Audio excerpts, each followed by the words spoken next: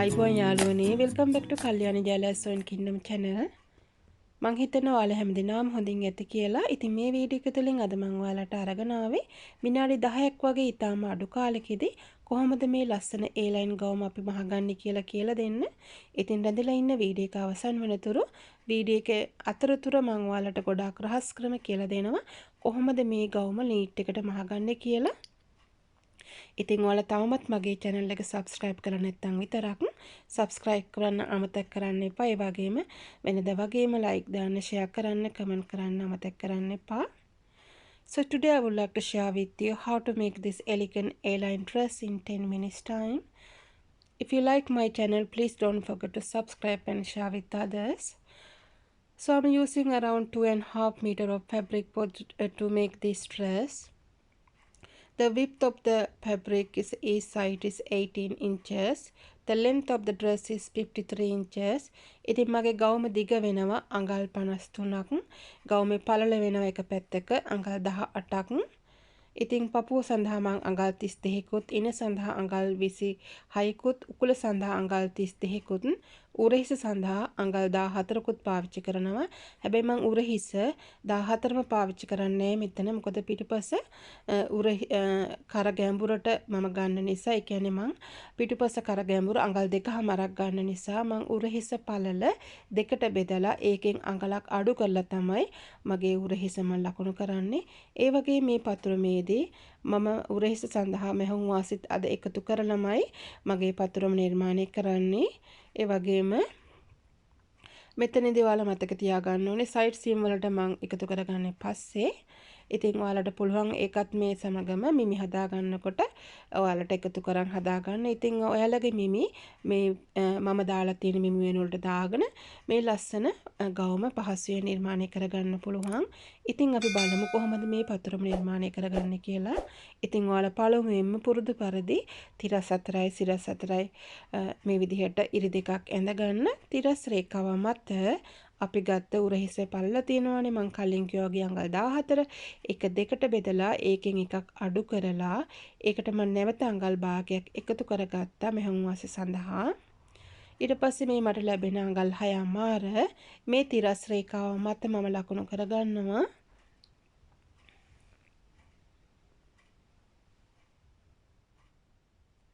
ඉතින් ඔයාලට පුළුවන් මෙහුම් වාසි පස්සේ උනත් එකතු කරගන්න මෙහුම් වාසි සඳහා අඟල් භාගයක්. ඒ වුණාට මම අද මෙතන මහුම් වාසිත් එකතු කරලම තමයි මගේ මේ පතුරුම නිර්මාණය කරන්නේ. ඒ වගේම මගේ ඉදිරිපස සහ පිටුපස පතුරන් දෙකම මම එකම පතුරුමේ තමයි නිර්මාණය කරගන්නේ. කර පළල සඳහා අඟල් 3කුත්, උරහිසේ හැඩය සඳහා අඟල් භාගයක්කුත් මම මේ විදිහට ලකුණු කරගන්නවා. ඉතින් ඔයාලා මෙතන උරහිස 7ක් ගන්නවා නම් ඔයාලට පුළුවන් උරහිසේ හැඩය අඟලක් පාවිච්චි කරන්න. ඒත් හැබැයි පිටුපස කර ගැඹුර අඟලක් ගන්නවා නම් විතරයි ඔයාලා මේ විදිහට කරන්න. මෙතනදී අපි පිටුපස කර ගැඹුර අඟල් 2කමාරක් ගන්න නිසා තමයි මේ විදිහට අපි උරහිස දෙකට බෙදලා ඒකෙන් එකක් අඩු කරුවේ. ඒක මතක තියාගන්න. මෙතන අපි අත්කටේ හැඩය සඳහා අඟල් 6මාරක් ගන්නවා. මොකද අපි මෙහුම් වාසිත් එක්කම මේක නිර්මාණය කරගන්න නිසා දැන් වෙනදා වගේම පපුව හතරට බෙදලා ඊට පස්සේ ඒකට අඟලක් එකතු කරලා මේ තිරස් රේඛාව මත අපි ලකුණු කරගන්න ඕනේ. ඉතින් ඔයාලට මං කිව්ව මම පාවිච්චි කරන්නේ පපුව 32යි. ඔයාලට පුළුවන් ඔයාලගේ පපුව මෙන්න දාලා මේ විදිහට හදාගෙන මේ පතුරුම පහසුවෙන් නිර්මාණය කරන්න. ඉතින් ඇත්තටම පතුරුමක් අත්‍යවශ්‍ය නැහැ මේ ගවුමට. ලේසියෙන්ම රෙද්ද මත තියලා ඔයාලට පුළුවන් නිර්මාණය කරන්න. ඒත් මේක මුද්‍රිත රෙද්දක් නිසා මේ විදිහට මම පතුරුමක් පාවිච්චි කරලා ඔයාලට පෙන්නනවා. ඉතින් මම ඊට කලින් ඔයාලට A-line dress කීප සැරයක් කියලා දීලා තියෙනවා. ඒ වගේ මෙතන අත්කඩ සඳහා අඟල් භාගයක් මම ගැඹුරු කරගන්නවා. මෙතන L හැඩයෙන් මම අඟල් 4න් 3ක් ලකුණු කරගෙන තියෙනවා. දැන් ඔයාලට පුළුවන් ඉදිරිපස කර ගැඹුර සඳහා අඟල් 7ක් මේ විදිහට ලකුණු කරගන්න. අඟල් 6ක් හෝ 7ක්. ඊට පස්සේ තව 4ක් පහළට ලකුණු කරලා මේ විදිහට කොටුවක් ඇඳ ගන්න. ඉතින් මේ කොටුව මත තමයි අපේ මුල්ම කර නිර්මාණය වෙන්නේ. ඊට පස්සේ අපි රෙද්ද කපලා මේක මහනකොට තමයි මේ විදිහට අඟල් භාගයක් අපි හැඩ කරගෙන මේ වගේ V shape එක අපේ කර කොටස නිර්මාණය කරගන්න. ඒක මම අහන වෙලාවට ඔයාලට කියලා දෙන්නම්. ඒ නිසා අපි මේක කපලා ඉවත් කරන්න නැහැ මෙතන. දැන් මේ අංශයේ ඉඳලා අඟලක් ඉහළට ලකුණු කරලා මේ විදිහට කර හැඩ ඇඳ ගන්න. දැන් ඔයාලා මතක තියාගන්න මේ පිටුපස කොටසත් අපි මේ ඉදිරිපස පතුරෙම තමයි නිර්මාණය කරන්නේ. ඉතින් අපි මේ ඉදිරිපස කලින් නිර්මාණය කරලා ඊට පස්සේ පිටුපස කර ගැඹුරයි අත් කොටසයි විතරයි මෙතන අපිට වෙනස් කරන්න තියෙන්නේ. දැන් අපි උරහිසේ ඉඳලා අඟල් 15ක් මේ විදිහට ලකුණු කරගන්නවා. ඒ තමයි අපේ උරහිසේ සිටින දක්වා මෙන්න. ඒ අංශේ ඉඳලා මේ විදිහට ඉන රේඛාව අපි ලකුණු කරලා අපි ගත්ත ඉන හතරට බෙදලා ඒකට එකක් එකතු කරලා ලකුණු කරගන්න ඕනේ. ඉතින් මේ ගහමුඩ ඩාට්ස් මොකුත් නැහැ. ඒ නිසා මම අඟලක් එකතු කරගන්න ඔයාලා ඩාට්ස් දානවා නම් අඟල් දෙකක් එකතු කරගන්න. සීම ලවුන්ස් එක එකතු කරලා ගන්නවා නම් අඟල් තුනක්ම එකතු කරගන්න. ඉතින් මම ඩාට්ස් දාන්නෙත් නැහැ. සීම ලවුන්ස් වල මම පස්සේ අඟල් එකතු කරගන්නෙත් නිසා මම මෙතන එක අඟලයි එකතු කරගත්තේ. දැන් මෙතනදී ඉන මිම්මේ සිට අඟල් 8ක් පහළට ලකුණු කරලා මේ උකුල රේඛාව ලකුණු කරගන්නවා. ඉතින් ඔයාලට පුළුවන් ඔයාලා ගන්න රෙද්ද ප්‍රමාණය අනුව ඔයාලට මේ ගවුමේ පල්ල තීරණය කරන්න. ඉතින් මම ගන්නවා මගේ ගවුමට අඟල් 18ක්. ඉතින් මේ කොලේ මට තියෙන්නේ මෙච්චර ප්‍රමාණය මෙච්චර නිසා මම කරන්නේ ඉස්සෙල්ලා මගේ උකුල රේඛාව ඇඳගෙන මේ විදිහට අඟල් 8ක් පහළට දාලා ඊට පස්සේ උකුල හතරට බෙදලා ඒකට අඟලක් එකතු කරලා උකුල් රේඛාව මේ විදිහට මම ජොයින් කරගන්න වින දක්වා.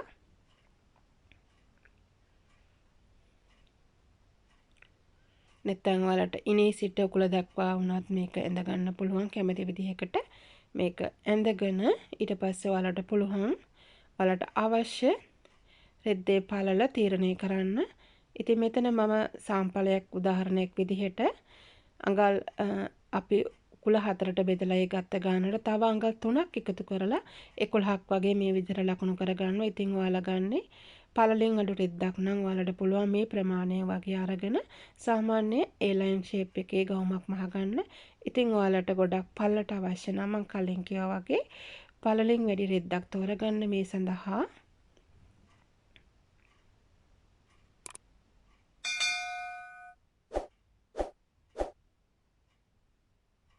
දැන් අපි බලමු කොහොමද අපේ ඉදිරිපස්ස කොටස අපි දැන් ඇඳලා ඉවරයිනේ. අපි දැන් අඳින්නේ අපේ පිටුපස්ස කොටස. ඉතින් අපිට මෙතනදී වෙනස් වෙනවා කර පළල අඟල් 2කමාරක් ගන්නවා. ඉතින් ඔයාලා හැමතිස්සෙම මතක තියාගන්න මං කියලා දීලා තියෙන විදිහට කර පළල වැඩි වෙනකොට උරහිසේ පළල දෙකට බෙදලා අඩු කරගන්න. ඉතින් ඔයාලට මං වෙනම වීඩියෝ එකක් කරලා පෙන්නුවා කොහොමද අපි මේ උරහිසේ වෙනස්කම් ඇති කරගන්න මේ පිටුපස කර ගැඹුරු අඩු වැඩි වෙනකොට. ඉතින් මේ වීඩියෝ වල කලින් බලලා නැත්නම් ඒක මං බලන්න කියලා ඔයාලට ආරාධනා කරනවා. දැන් අපි මෙතන මේ විදිහට අඟලක් මෙහුම් වාසිය එකතු කරගන්නවා.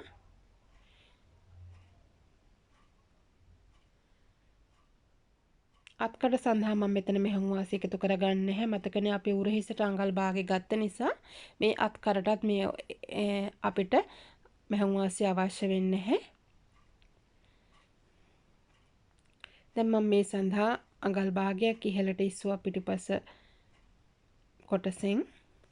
දැන් අපේ පතරම අපි නිර්මාණය කරලා ඉවරයි. දැන් අපිට තියෙන්නේ මේ පිටුපස කොටස කලින් අපි කපාගෙන ඊට පස්සේ අපිට අවශ්‍ය රෙදි ප්‍රමාණය පාවිච්චි කරලා මේ බ්ලොක් එක හදාගන්න එක. ඉතින් මම ඔයාලට මෙතනදී කියලා දෙන්න පොඩි දේවල් තියෙනවා. මොකද අපි ගන්න මේ බ්ලොක් එකත් අවශ්‍ය කරන රෙදි ප්‍රමාණයත් අනුව අපේ දිගයි රෙද්දේ පළලයි කොහොමද අපි වෙනස් කරගන්නේ කියලා මම කියලා දෙන්නම්. ඉතින් මීට කලිනුත් මම ඔයාලට ප්‍රින්සස් ලයින් ගවම මහන කොටත් කියලා දීලා තියෙනවා. ඉතින් මම මේ උඩ කොටස මේ විදිහට කපාගෙන ඊට පස්සේ ඉනේ සිට ඔයාලා මේ විදිහට ලකුණු කරගන්න. එකට සමාන්තරව ඒ කියන්නේ අපි ඉනේ සිට 19ක් ගන්නවා නම් ඉනේ සිට මේ වටේම 19ක් තියෙන්න ඕනේ. ඊට පස්සේ වැඩිපුර එන කොටස මේ පැත්තෙන් කපලා ඉවත් කරගන්න. ඒක සමහර වෙලාවට අඟලක් වෙන්න පුළුවන්, අඟල් දෙකක් වෙන්න පුළුවන්. ඒක තීරණය වෙන්නේ ඔයාලා ගන්න රෙද්දේ පළල අනුව. දැන් මම මේ කොටස කපාගෙන ඉවරයි. දැන් මේ ඉදිරිපස කොටස මේ විදිහට අත්කටත් කපලා අයින් කරලා මම මේ ඉදිරිපස කර කොටසත් මේ විදිහට කපලා අයින් කරගත්තා. දැන් මට තියෙන්නේ ෆේසින් ටික කපා ගන්න. මෙතනදී ඔයාලා ෆේසින් කපාගෙන මේකට ඉන්ටර්ෆේසින් තියාගෙන අයින් කරගත්තත් හොඳයි. එතකොට මේක අපිට ලස්සනට නීට් එකට නිමා කරගන්න පුළුවන්. ඉතින් මේ ෆේසින් එක කපා ගන්නකොට මම මේ රෙද්දට සමාන්තරව පළල රෙද්ද අරගෙන ඊට පස්සේ උස විදිහට අඟල් 10ක් වගේ ප්‍රමාණයක් අරගෙන තියෙන මතක තියාගන්න. අපි අත්කටේ ඉඳලා අඟල් 3ක් හෝ 4ක් වැඩිපුර අනිවාර්යයෙන්ම උසට මේ රෙද්ද මේ ෆේසින් එක කපා ගන්න ඕනේ. ඊට පස්සේ මේ විදිහට අඟල් 2ක් වගේ මේ මැද නැම්මින් මේ විදිහට හැඩ කරගන්න. ඉතින් ඔයාලට මම මේ ක්‍රමේ කලින් කියලා දීලා නැහැ. අපි කොහොමද මේ උරහිස සම්බන්ධ කරගන්නේ? ඒ වගේම මේ සයිඩ් මේ අපේ අත්කට කොහොමද මෙහුම් වාසි වහගෙන ඒක පේන්නේ නැතුව ලස්සනට මහගන්නේ කියලා මම කලින් ඔයාලට මේ ස්ලීව්ලස් ඩ්‍රෙස් කරලා නැහැ. ඉතින් පළවෙනි වතාවට තමයි මේ ඔයාලට කියලා දෙන්නේ. ඉතින් මෙතනදී ගොඩාක් ටෙක්නික්ස් තියෙනවා ඔයාලට ඉගෙන ගන්න.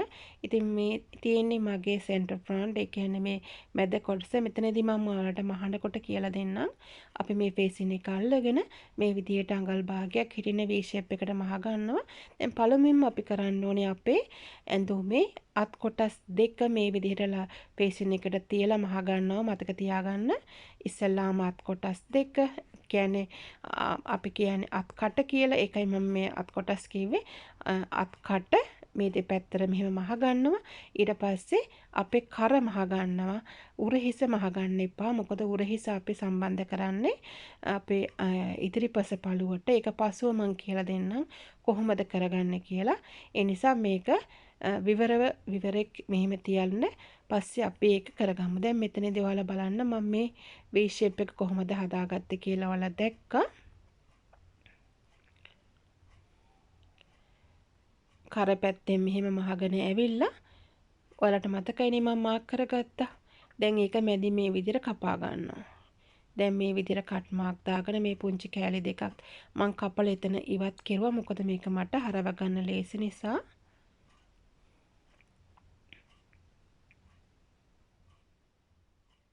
දැන් මේ විදිහට ඉදිරිපස කොටස අපි මහලා ඉවරුණාට පස්සේ අපි අපේ පිටුපස කොටසට මේ විදිහට ෆේසින් අල්ල ගන්න ඕනේ. ඉතින් මම මේකට ෆේසින් අලවගෙන තියෙන්නේ. ඔයාලට මම ඒක පෙන්වුවේ නැහැ. මොකද ඒක දැන් ඔයාලා දන්නවා මම කීපසර වීඩියෝස් වල පෙන්නලා තියෙනවා. දැන් මම මේකේ හොඳ පිටට හරව ගන්නවා. දැන් මතක තියාගන්න අපි මේ කොටස විතරයි මේ විදිහට හොඳ පිටට හරව ගන්නෙ. දැන් මේ තියෙන්නේ අපේ ගවුමේ පිටුපස කොටස. පිටුපස කොටස මේ විදිහට අපි අර කලින් වගේම අත් කොටස් දෙක ඉස්සෙල්ලා මහ ගන්නවා. මතක තියාගන්න මේ අත කට විතරයි මේ විදිහට මහගන්නේ. මෙතෙන් සිට උරහිස දක්වා. හැබැයි උරහිස් මුට්ටු කරන්නේ මොකුත් නැහැ. මේ විදිහට මෙතනින් නවත්තන්න. අනිත් පැත්තෙත් ඒ විදිහට කරන්න. ඊට පස්සේ මේස ළඟට අරන් ගිහිල්ලා මම ඔයාලට කියලා දෙන්නම් කොහොමද මේක ලස්සනට මුට්ටු කරගන්නේ කියලා. දැන් කරත් මෙහෙම මහගන්න. මතක තියාගන්න උරහිස අල්ලන්න එපා. පස්සේ තමයි අපි ඉදිරිපසට පිටිපස සම්බන්ධ කරලා උරහිස ලස්සනට අල්ලන්නේ. ඉතින් මේ විදිහට මහපුවම මේ ගවම ගොඩාක් ලස්සන නීට් එකට අපිට මහගන්න පුළුවන්. උරහිසින් මෙමි කිසිම දෙයක් අපිට පේන්නේ නැහැ. සීම ලවුන්ස් මේ විදිහට කට් මාක් කරගන්නත් අමතක කරන්න එපා. ඉතින් ඔයාලා මේක මහගෙන ඉවර වෙලා ඔයාලට කරන්න තියෙන්නේ මේ අපි මතකනේ අපේ ඉදිරිපස කොටස හොඳ පිටට හරව ගත්තා. ඒ කියන්නේ ෆේසින් එක යටට හිටින්න. ඊට පස්සේ අපිට තියෙන්නේ මේ කොටස හොඳ පිට පැත්ත උඩට හිටින්නට මේ විදිහට තියාගන්න. මේ සෙඩින් වලට පේනවනේ මගේ ගවුමේ හොඳ පිට පැත්ත. ඒ කියන්නේ පිටිපස්සේ කොටස හොඳ පිට පැත්ත තියෙන්නේ මේසේ උඩට ඉහළට. දැන් මම මගේ ගවුමේ ඉදිරිපස කොටස මේ විදිහට ඇතුළට දානවා මේ උරහිස තුලින්. දැන් මේක මේ හොඳ පිට පැත්ත තමයි මේ තියෙන්නේ. අපිට උඩින් තියෙන්නේ කන පිට පැත්ත. මේසෙට යාවෙලා තියෙන්නේ, ඒ කියන්නේ මේසෙට මත තියෙන්නේ කන පිට පැත්ත. එතකොට මේ හොඳ පිට පැත්ත තමයි දෙක එකට එකතු වෙලා තියෙන්නේ. දැන් මේ විදිහට පින් කරගන්න. පින් කරලා අඟල් භාගයක් මෙහෙම වාසි තියාගෙන මේක මහ ගන්න.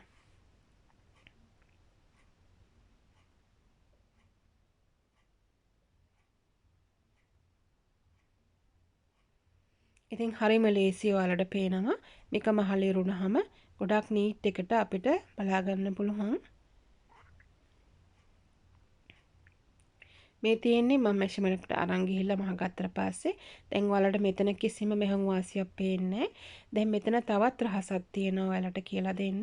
මෙතනදී එක පැත්තක් මේ විදිහට නමා ගන්න. හොඳ පිටට හිටින්නට. ඒ අනිත් පැත්ත ඊට උඩින් තියාගෙන මේ විදිහට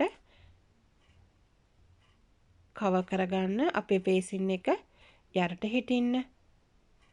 මම මේ වීඩියෝ එක ස්ලෝ මෝෂන් දාලා වලට පෙන්වන්නේ.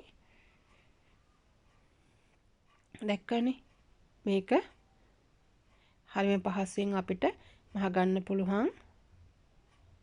මෙහෙම කරපුවම අපිට සයිඩ් සීම් වලින් මේ කෑල්ල එළියට එන්නේ නැහැ. මේක හොඳට රැඳිලා තියෙනවා.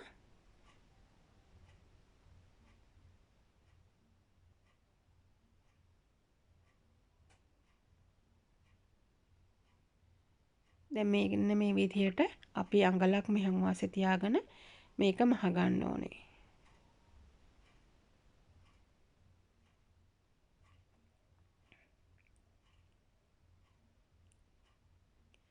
දැන් මේ ගවුමට අපි අත් අල්ලන්නේ නැහැනේ.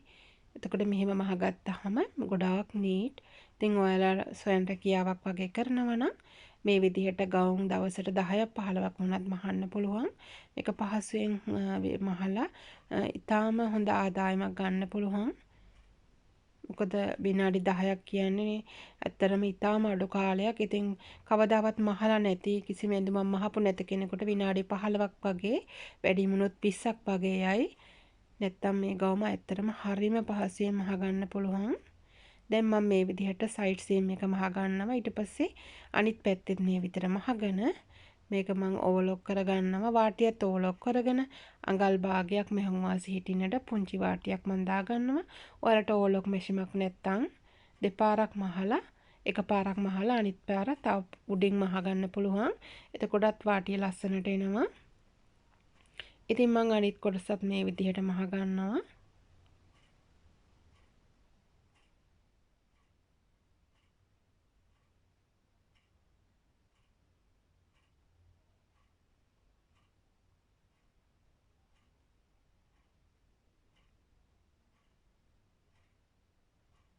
දැන් අපි වාටිය මහ ගමු. වාටියත් මම ඕවර්ලොක් කරලා තියෙන්නේ.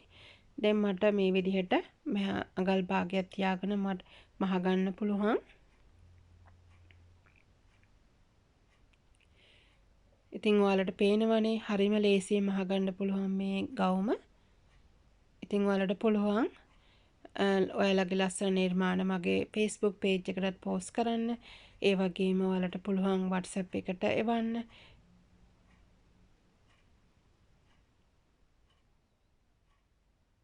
දැන් අපි මේ ගවුම මහගෙන ඉවරයි. ඉතින් හරිම ලස්සනයි, හරිම නීට්. ඉතින් මට විතරක් නෙමෙයි මම වෙනදා කියනවා වගේ ඔයාලටත් මේ වගේ ලස්සන නිර්මාණ එලි දක්වන්න පුළුවන්. මතක තියාගන්න මම මේ දීලා තියෙන මෙසර්මන්ට් පොතක ලියා ගන්න. ඉතින් ගොඩක් වෙලාවට වීඩියෝ එක ඩවුන්ලෝඩ් කරගෙන නිකන් ඉන්න එපා. ඒක හොඳට අධ්‍යයනය කරන්න. ඉතින් විශේෂයෙන් ඔයාලා මතකෙන් මේ දේවල් ලියා ගන්නව නම් එකපාරක් හරි දෙපාරක් හරි බලලා ඊට පස්සේ මතකෙන් මේ ඉගෙනගත්ත දේවල් පොතක ලියා ගන්න. එතකොට තමයි ඔයාලට මේ දේවල් හොඳට මතක තියෙන්නේ. ඉතින් නැවතත් ඔයාලා හැමදෙනාටම ප්‍රයෝජනවත් වටිනා වීඩියෝ එකකින් මම ඔයාලා හමු වීමට බලාපොරොත්තු වෙනවා. ඉතින් මාත් එක්ක රැඳිලා ඉඳලා මේ වටිනා දේවල් ඉගෙන ගත්තට ඔයාලට ගොඩක් ස්තුතියි. ඉතින් ඉගෙනගත්ත දේෙන් ප්‍රයෝජනයක් ගන්න. ඉතින් ඒක තමයි මම ලබන ලොකුම සතුට. ඒ වගේම කමෙන්ට් කරන්න, ලයික් කරන්න අමතක කරන්න එපා. Thank you so much for watching my video. See you with another good video. So please don't forget to like and share with others. Thank you so much for watching. ඉතින් ඔයාලා හැම දිනාටම සුබර දවසක් අයිබෝවන්.